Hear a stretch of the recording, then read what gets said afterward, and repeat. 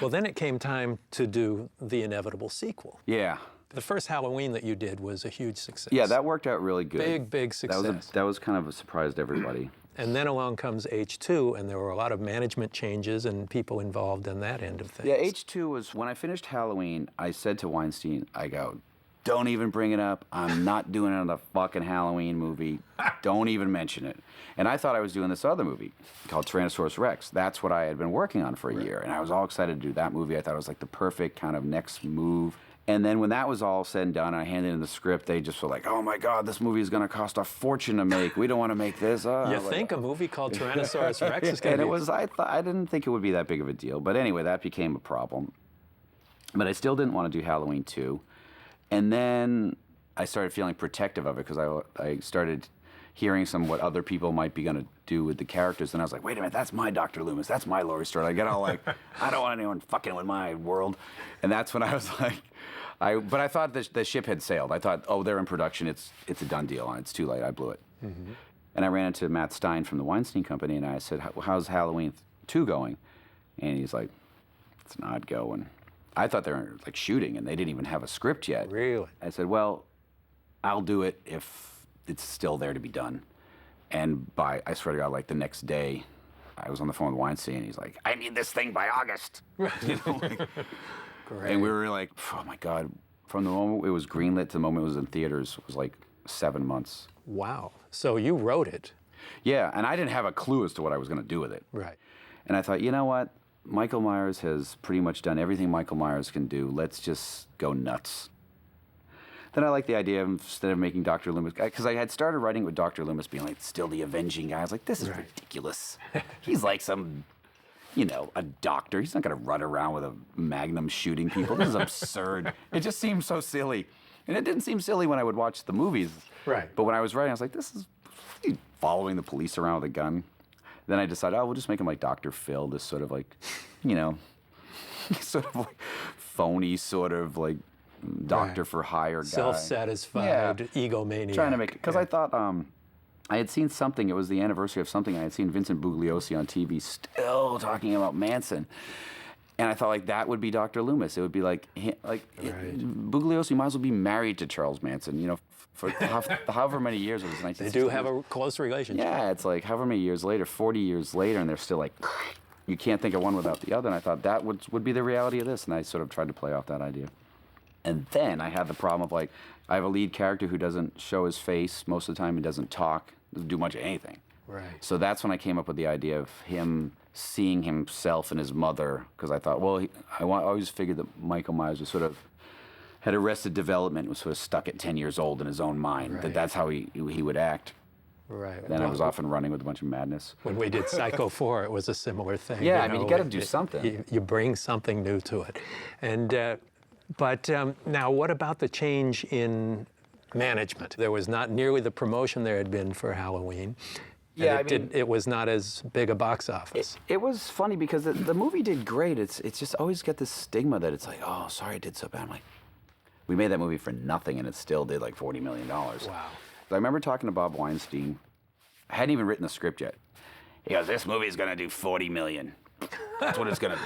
And he was right. I go, well, what do you mean? He goes, but I felt like sometimes that becomes a self-fulfilling prophecy. Right. We know we're not even going to attempt to go for more because this is what it'll do. Yeah, they didn't promote it that much. I didn't think it wasn't like before, and they kind of promoted it exactly to the number that he had predicted. Right, and stopped. Yeah, and then stopped, and it was such a bummer because you see with the movies they keep pushing, they do keep making, but. That was the case with both. I mean, both these movies combined for what we spent on them made them a fortune. Well, what about Grindhouse? Your trailer for Grindhouse was amazing, crazy. Fun, and was it your choice? Did they come to you and say, come up with something of your own, or? Yeah, we were in pre-production on Halloween, and Weinstein was like, oh, Quentin and Robert are doing this thing. I really want to get you in there and be part of it. Well, Werewolf Woman of the SS. Yeah, I knew I would want to make a women in prison one or a Nazi exploitation one.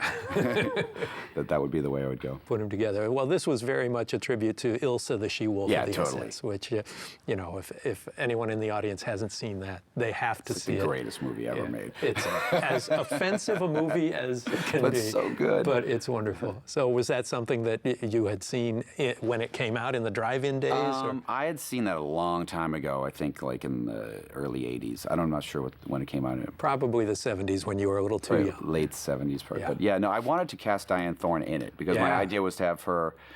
Sherry would play the young one, Sybil would play the middle one, and she would play the older Nazi one. But she didn't want to do it.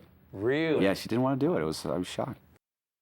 What is your process when you're planning a movie? Do you do storyboards? Do you plan it, or do you shot list, or how prepared are you? I'm super prepared in the sense that I can usually see the movie finished, but I've done storyboards, but I've never used them. Yeah. Because I can't. I don't even bring them to set. I look at these pictures and go, what am I going to do with this? But what I like about doing storyboards sometimes is, if you're the storyboard artist, I have to explain it in such explicit detail to you to board it, that by the time I've done that, I don't even need the boards by the time you draw them, because my explanation has cleared it up in my mind. Right.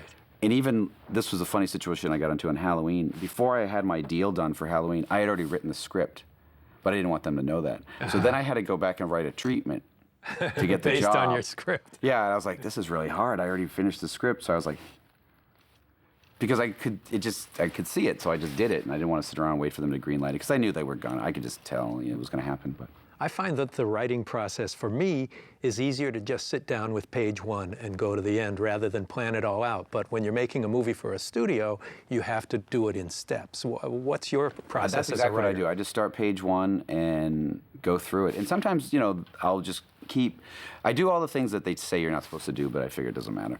I'll really polish act one before I ever get to act two, because for me, it's like you're creating these people that don't exist, and I don't know them enough yet.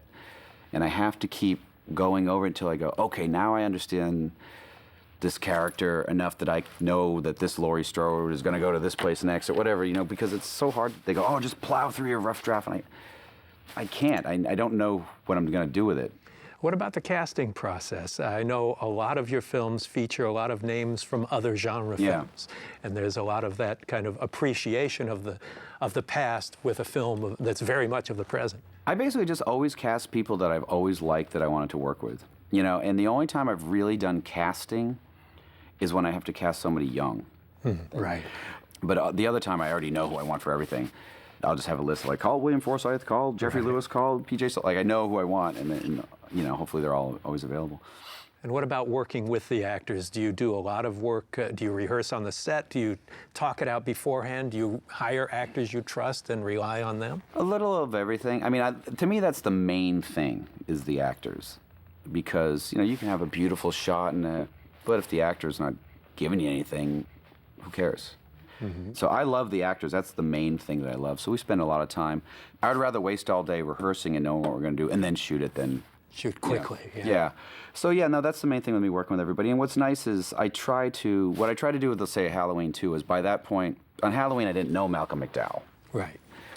So once I got to know him and know how he is, I basically rewrote Dr. Loomis in the sequel as Malcolm McDowell. And it makes it much easier, because then I know he can just take that to a whole crazy place.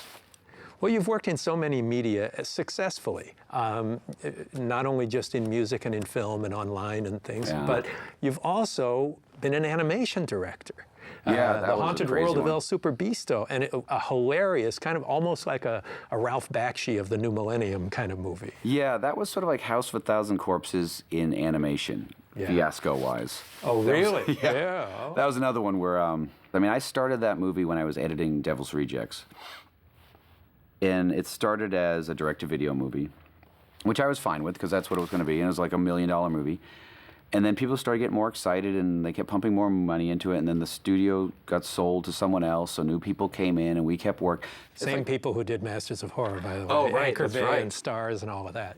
Yeah. And it was like we were in a back room, and no one was paying attention to what we were doing. And then suddenly it's $2 million we spent, then $3 million, and $4 million, and $5 million. And another year goes by, the Christmas tree goes up, the Christmas tree comes down, we're still back there, no one's paying attention. And eventually, I think it was Stars, looked at it and go, they've spent $8 million. What are they doing? And they just said, you got to finish it. You're done. Pulled the plug. Yeah, basically, which we were pretty much done. Yeah. But animation was great. I mean, it was just... Is it something you'd like to do again? I would, yeah. I mean, I had a good time. And I like how that movie turned out. And I think had we had a more, concise game plan, it would have made more sense.